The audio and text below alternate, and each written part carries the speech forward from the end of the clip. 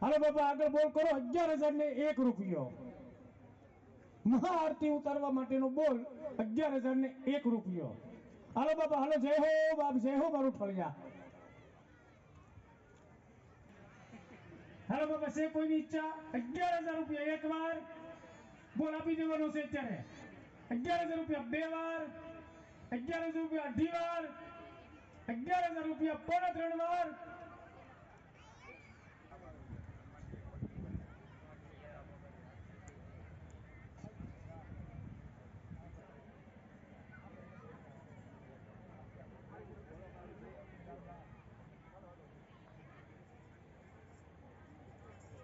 હાલો બાપા આપણે અત્યારે આરતીનો બોલ આપી દેવાનો છે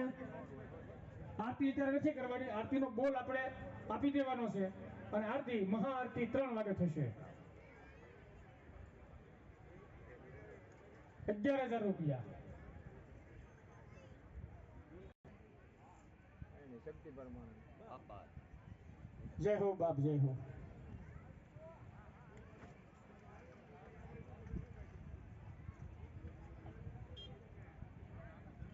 જય હો એ 20,000 પૂરા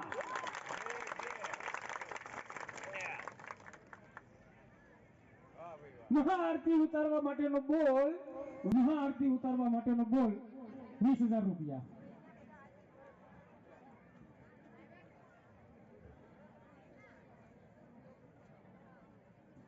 બાપા સીતારામ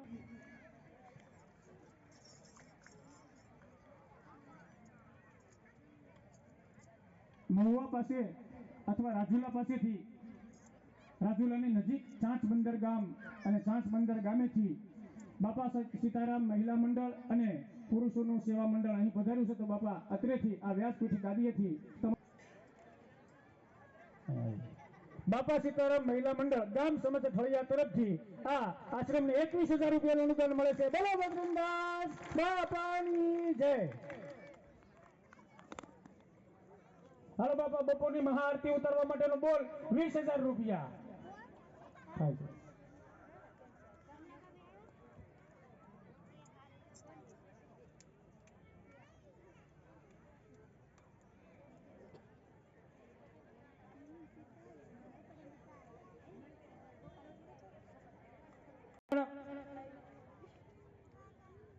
બપોરની મહાઆરતી ઉતારવા માટેનો બોલ 20,000 રૂપિયા હાલો બાપા હાલો ધન્ય બાપા ભાઈ 20,000 રૂપિયા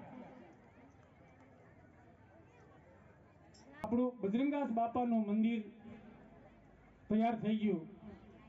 ત્યારબાદ આપણે પ્રાણ પ્રતિષ્ઠા મહોત્સવ રાખેલો આ પ્રાણ પ્રતિષ્ઠા મહોત્સવમાં 85 રૂપિયાનો આવેલો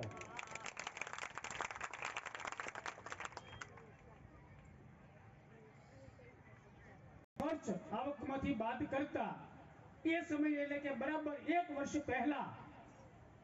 બંધ શિલક રહેલી 1,43,824 રૂપિયા બાપા સીતા ચાલુ વર્ષનો ખર્ચ બાદ કરતા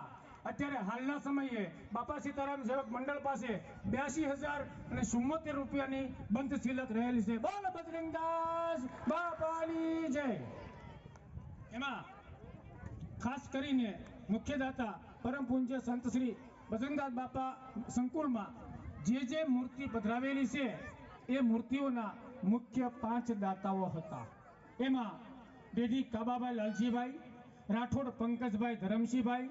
મોચી અશોકભાઈ રણછોડભાઈ એમાં 5 નામ ભળી ગયા હતા એટલે એમાં ડેડી ઝુંઝાભાઈ શ્યામજીભાઈ ડેડી ધીરુભાઈ રવજીભાઈ ટાટા બાબુભાઈ હકાભાઈ બોલિયા ધીરુભાઈ ગોહાભાઈ અને સેતા ધીરુભાઈ નામજીભાઈ આ જેટલા નામ બોલાય અને ભાઈઓ જમવા માટે ભોજનશાળામાં પધારે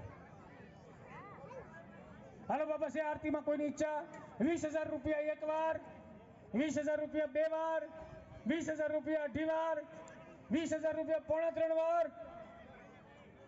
વાળા જે ભાઈઓ છે તે બરાબર 3 વાગે મહાઆરતી ઉતારવા માટે પહોંચી જશે બાપા સીતારામ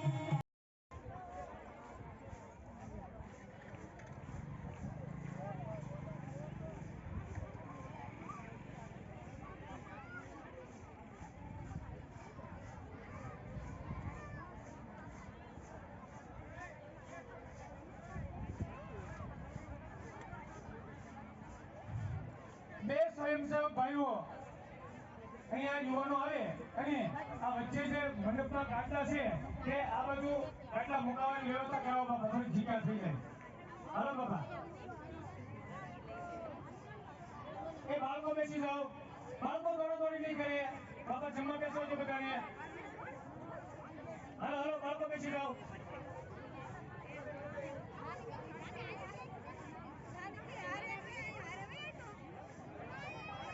ત્યાં બાપા જગ્યાની વ્યવસ્થા કરાવો. માતાઓ બહેનો પોતાની ડીશ લઈ અને અહીંયા આ બાજુ પાછળ ઘણી જગ્યા પડી છે.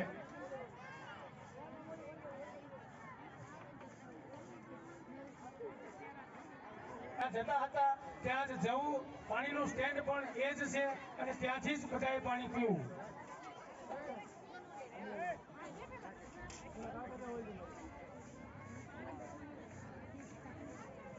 અને બાબા જીમ્યા બાદ જે આપણે ડીશ લઈ અને ડીશ સાફ કરવા માટે જઈએ છીએ ત્યારે આપણી ડીશમાં જે એંઠવાડ વધ્યો હોય તે એંઠવાડ બાજુમાં રાખેલા તપેલામાં પધરાવવો. પણ ડીશને તપેલા સાથે બાપા ભટકાડશો નહીં. ભટકાડવાથી ડીશ પ્લાસ્ટિકની હોવાથી ડીશને નુકસાન થાય છે, ડીશ તૂટી જાય છે. તો વધેલો પ્રસાદ હોય તે બાપા હાથે કરી અને તપેલામાં ડીશ લઈ અને આપણે જીમ્યા બાદ ડીશ લઈને આપણી કપડા મંડપની પાછળ થઈ અને દરેક માતા બહેનો ચાલશે.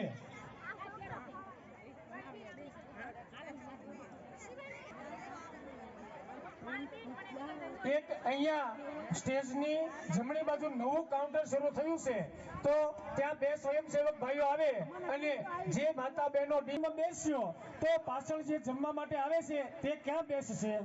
તો આ બાજુ મોકલો વિનુભાઈ, આ બાજુ બધા મોકલો.